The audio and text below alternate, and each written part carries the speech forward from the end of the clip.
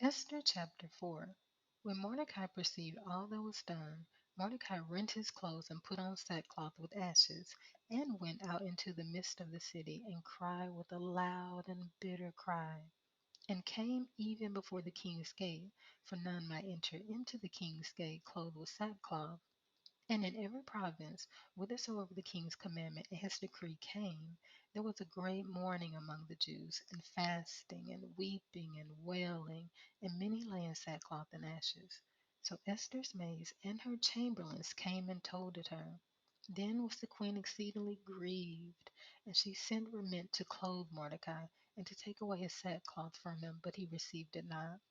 Then called Esther for Hathach, one of the king's chamberlains, whom he had appointed to attend upon her, and gave him a commandment to Mordecai, to know what it was and why it was. So Hathach went forth to Mordecai unto the street of the city, which was before the king's gate. And Mordecai told him of all that had happened to him, and of the sum of the money that Haman had promised to pay to the king's treasuries for the Jews to destroy them.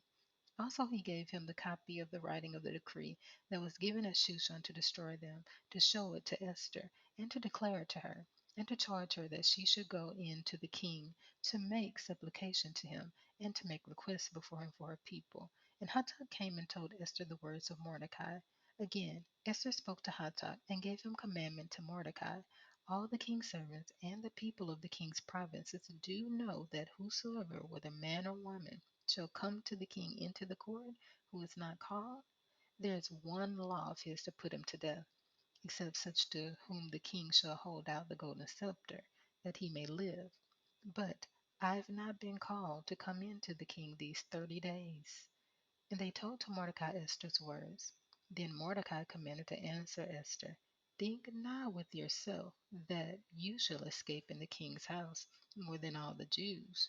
For if you altogether hold your peace at this time, then shall their enlargement and deliverance arise to the Jews from another place. But you and your father's house shall be destroyed. Who knows whether you are come to the kingdom for such a time as this?